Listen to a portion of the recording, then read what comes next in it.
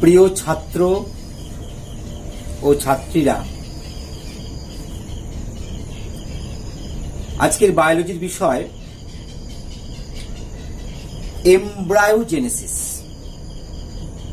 যাকে বাংলায় বলে ভ্রূণের পরিস্ফুরণ। Development of embryo is called embryogenesis. Development of embryo is called embryogenesis. এখন এই এমব্রায়ো জেনেসিসটি জানবার আগে তোমাদের জানতে হবে এমব্রায়ো জিনিসটা কি, ভ্রূণ যাকে বলা ভ্রূণ জিনিসটা কি। ভ্রূণ হলো সপুষ্প উদ্ভিদের যৌন জননে নিষেক পরবর্তী একটি সৃষ্ট কোষ, অর্থাৎ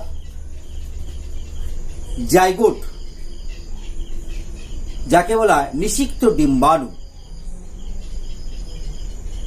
এই নিষিক্ত ডিম্বাণুকে আমরা বিজ্ঞানের ভাষায় ভ্রূণ বলে বা এমব্রায়ো বলে। এই ভ্রূণ সৃষ্টি কিভাবে হয়েছিল সেটা একটু জেনে নিই, তারপরে তার ডেভেলপমেন্টটা বলবো, পরিস্ফুরণটা কি। দিনিষেক কালে পরাগ রেণু সৃষ্ট দুটি জননকোষ সৃষ্টি হয়েছিল, পুং জননকোষ, যা পুং গ্যামেট বলি, হ্যাপ্লয়েড। এই পুং গ্যামেটের প্রথম পুং গ্যামেটটি, যেটা টিউব অর্থাৎ পরাগ নালী বেয়ে এসেছিল, সে প্রথম পুং গ্যামেটটি ডিম্বকে থাকা ডিম্বাণু, গর্ভযন্ত্রের একটি কোষ ডিম্বাণু, হ্যাপ্লয়েড কোষ, তার সঙ্গে মিলন ঘটিয়ে জাইগোট ফরমেশন করে। দ্যাট ইজ দ্য এমব্রায়ো বা ভ্রূণ, আর যাকে বলতে পারি নিষিক্ত ডিম্বাণু। আর আরেকটি পুংজনন কোষ, যেটা নির্ণীত nucleus, definitive nucleus, diploid nucleus এর সঙ্গে নিষেক ঘটিয়ে শস্য, ট্রিপ্লয়েড শস্য গঠন করেছিল। প্রশ্ন হলো, তাহলে দেখো নিষেকের পরে, দ্বিনিষেকের ক্ষেত্রে বলছি আমি, সপুষ্প গুপ্তবীজী উদ্ভিদের ঘটনা বেশিরভাগ। নিষেকের পরে দুটি সেল তৈরি হলো, একটা জাইগোট সেল, ডিপ্লয়েড সেল, আরেকটি triploid cell, that is endosperm বা শস্য। এই শস্য কিভাবে তার ডেভেলপমেন্ট, শস্যের পরিস্ফুরণ, সেটা আমি গত ভিডিওতে দেখিয়েছি বা বলেছি। আজকের ভিডিওতে আমি দেখাচ্ছি এমব্রায়োর পরিস্ফুরণ, অর্থাৎ জাইগোটের পরিস্ফুরণ, অর্থাৎ ভ্রূণের পরিস্ফুরণ, যাকে এক কথায় বলে এমব্রায়োজেনেসিস। খেয়াল করো, এমব্রায়োজেনেসিস। এবারে ঘটনাগুলো বলি কিভাবে হয়। একটু তোমরা ভিডিওর বোর্ডের দিকে, সাদা বোর্ডটার দিকে তাকাবে, দেখতে পাবে প্রথম পয়েন্টে আমি লিখে রেখেছি, zygote divides by transverse wall into two unequal cell. অর্থাৎ কি, নিষিক্ত ডিম্বাণু বিভাজিত হচ্ছে ট্রান্সভার্স, অনুপ্রস্থ ভাবে দুটো আনইকুয়াল সেল তৈরি করলো, বিভাজিত হয়ে দুটি আনইকুয়াল অসম কোষ সৃষ্টি করলো। তো ছবির দিকে দেখো, এটা হলো ভিত্তি কোষ, এইটা আছে ভিত্তি কোষ, এটা হলো ফার্স্ট জাইগোট এমব্রায়ো। এই এমব্রায়োটা ট্রান্সভার্সলি অর্থাৎ একটি কোষ ট্রান্সভার্সলি বিভাজিত হলো, অসম বিভাজিত হলো, দুটি সেল তৈরি করলো, দ্যাট ইজ সিএ এবং সিবি, যাকে যথাক্রমে ভিত্তিকোষ এবং প্রান্তীয় কোষ বলে অভিহিত করা হয়। আমি সেকেন্ড পয়েন্টটা লিখেছি, দেখো লক্ষ্য করে। তাহলে zygote divides by transversely wall into two unequal cells হয়ে গেল। 2 নম্বর পরে larger cell towards micropylar end, that's called basal sell.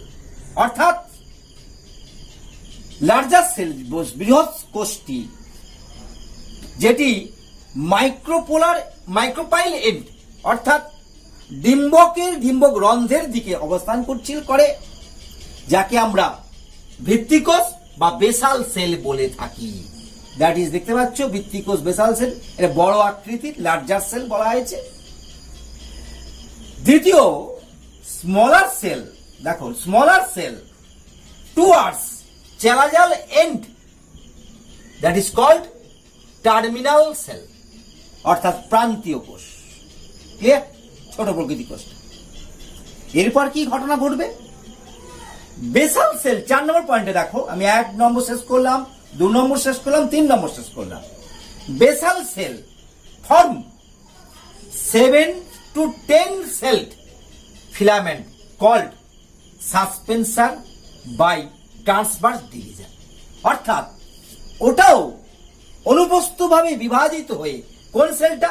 Basal cell, that is ভিত্তিকোষ। এই কোষটা, বড় কোষটা ট্রান্সভার্সলি বারে বারে বিভাজিত হয়ে 7 থেকে 10 সেল কোষ যুক্ত একটি অংশ গঠন করে, যার নাম সাসপেন্সার ফিলামেন্ট। দেখো লেখা আছে ফিলামেন্ট সাসপেন্সার।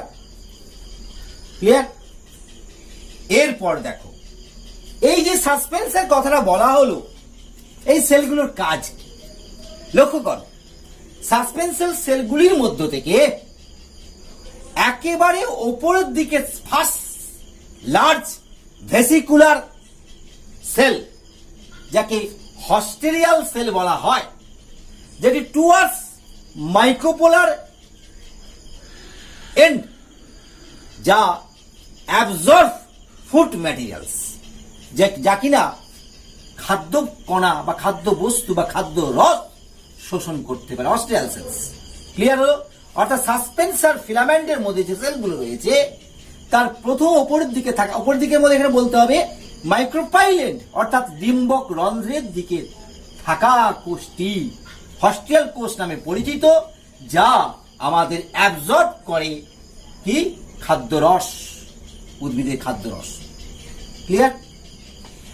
এরপরে দেখো কি করছে, হাইপোফাইসিস। দেখো তোমরা লক্ষ্য করে, হাইপোফাইসিস লাস্ট সেল, এই যে লাস্ট সেলটা, এটা হাইপোফাইসিস গঠন করে। এই হাইপোফাইসিস আমি ছবিতে দেখাচ্ছি একটু। এই hypophysis, that is the last cell, সর্বশেষ কোষটি অফ সাসপেন্সার অফ দ্য ফিলামেন্টে টুয়ার্ডস এমব্রায়ো সেলস, যেটা কি করছে?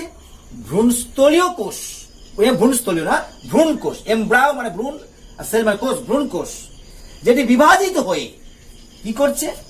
ভ্রূণমূলের ত্বক, কটেক্স, তোমরা এগুলো আগে নিশ্চয়ই জেনেছো।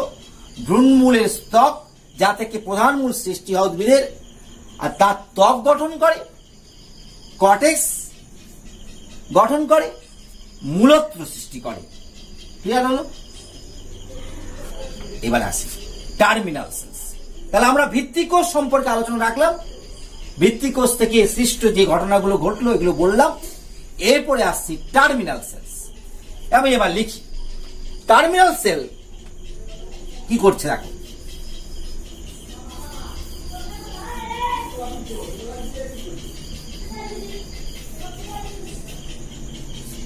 এটা 5 নম্বর পয়েন্টে আমি আনতে পারি। টার্মিনাল সেল, that is প্রান্তীয় কোষ, forms 4 cell quadrant stage, quadrant by 2 vertical stage, by 2 vertical division বা সেগমেন্ট, যাই বলতে পারি।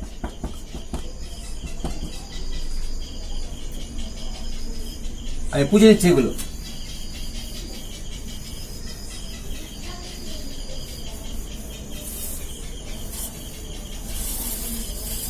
দেখো তাহলে কি বলা হলো, টার্মিনাল সেল, দ্যাট ইজ প্রান্তীয় কোষ, সেটি 4 কোষ যুক্ত কোয়াড্রেন্ট আর 2 ভার্টিক্যাল কোয়াড্রেন্ট স্টেজ, 4 কোষ যুক্ত একটি বিভাগীয় সৃষ্টি করে। এই কোয়াড্রেন্ট সেল আবার কি করবে, ডিভাইডেড ট্রান্সভার্সলি, আবার 4টে কোষ আবার ডিভাইডেড করলো 4 দুগুণে 8 সেল অক্ট্যান্ট স্টেজ গঠন করবে। 6 নম্বর পয়েন্টকে লিখতে পারি আমরা, কোয়াড্রেন্ট,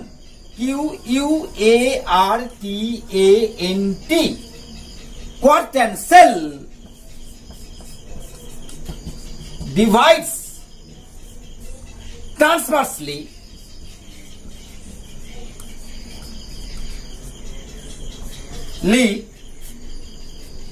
to form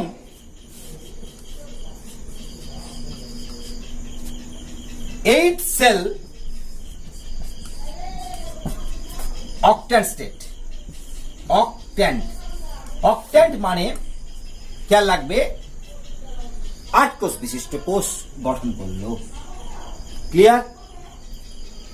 এই অক্ট্যান্ট স্টেজ, 8 সেল অক্ট্যান্ট আর 2 টায়ার্স, খেয়াল রাখো এর পরবর্তী স্টেপটা বলছি। 8 সেল অক্ট্যান্ট আর 2 টায়ার, অর্থাৎ আর in 2 tyre 4 cells, that is, আমি লিখে দিই 8 cell octant are in 2 tier. What is the tier? Tyre কথাটা কোথায় ব্যবহার করা হবে? তোমরা সকলেই জানো যে তোমরা ট্রেনে বা যে এক্সপ্রেস ট্রেনগুলো যায় তার 3 টায়ার 2 টায়ার এরকম কামরাগুলো থাকে।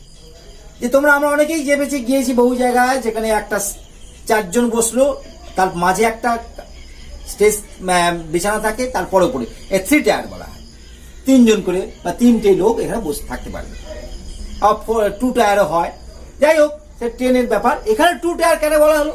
এই 4টে কোষ, এই যে 8 সেল অক্ট্যান্ট আর ইন 2 টায়ার, অর্থাৎ 4টে সেল একটা টায়ারে থাকে আর 4টে সেল আরেকটি টায়ারে থাকে। এই 8টি থাকা মানে হাইপোবেসাল রিজিন একটাকে বলা হয়, আরটা বলা হয় এপিবেসাল রিজিন। অর্থাৎ হাইপোবেসাল 2 টায়ার ভাগ করলো হাইপোবেসাল এপি। আমি ছবিতে দেখাচ্ছি, লক্ষ্য করে দেখো। হাইপোবেসাল, হাইপো মানে নিচে, এপি মানে ওপরে। ওপরের সেলটা এই 4টে সেকে বহিস্তর গঠন করে। আমি বলছি এটা কোনটার? প্রান্তীয় কোষের ডিভিশন হলো। প্রথমে 4টে হলো, 1 থেকে 2, 2 থেকে 4, 4 দুগুণে 8 সেল হয়ে দুটো টায়ার অবস্থান করলো। ফার্স্ট টায়ার 4, তার নিচের টায়ারটা 4, 4 4 8। উপরের টায়ারটাকে বহিস্তর অর্থাৎ এপিডার্মাল অ্যান্ড অন্তঃস্তর যাকে হাইপোডার্মাল বলা হলো। ক্লিয়ার হলো? ক্লিয়ার? এবার আসছি, এপিবেসাল টায়ারটা করলো এপিডার্মিস আর হাইপোবেসাল টায়ারটা তোর করলো হাইপোডার্মিস। ক্লিয়ার? এইবারে আসলো এই যে 8টা সেল তৈরি হলো, এই 8টা সেল আবার কি করবে? এপিবেসাল টায়ার অর্থাৎ এপিবেসাল অর্থাৎ এপিডার্মিস যে টায়ার যে সেলগুলো আছে, যা কি করবে? টু কটিলেডন অর্থাৎ দুটি বীজপত্র, প্লিমিউল দ্যাট ইজ ভ্রূণ মুকুল এবং বীজ পত্রাদি কাণ্ড এপিকটাইল গঠন করে। আবার বলছি, এপিবেসাল রিজিনে থাকা কোষগুলো, বহিস্তরীয় কোষগুলো কি সৃষ্টি করে? দুটো বীজ পত্র, টু কটিলেডন, আর কি করে? প্লুমিউল বলা হয় ভ্রূণ মুকুল, যা থেকে উদ্ভিদের আমাদের বিটবংশ সৃষ্টি হয়। আর কি করলো? যে বলা হয় এপিকটাইল অর্থাৎ বীজ পত্রাধি কাণ্ড। ক্লিয়ার হলো? এরপর 8 নম্বরে আমরা কি আনতে পারি? 8 নম্বরে ঘটনা কি হলো? 7 নম্বর গেল। 8 নম্বরে কি আনতে পারি? যে এই যে 8টা সেল দুটো মিলে তা 16 সেল স্টেজ হয়, 16 সেল স্টেজ। এই 16 সেল স্টেজ এ ভ্রূণটা, অর্থাৎ লিখি 8 নম্বরে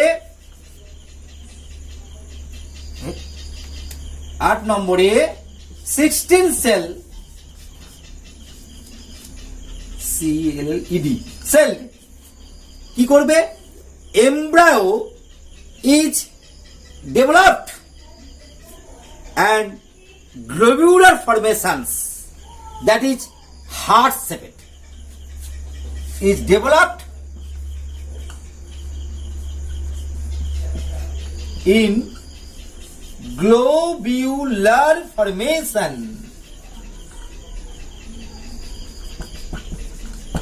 that formation heart shaped back HERT heart shaped অর্থাৎ এর হৃৎপিণ্ডে যে গঠন হয় ঠিক ওই গঠনের অংশ কিছু লক্ষ্য করা যায় এখানের মধ্যে।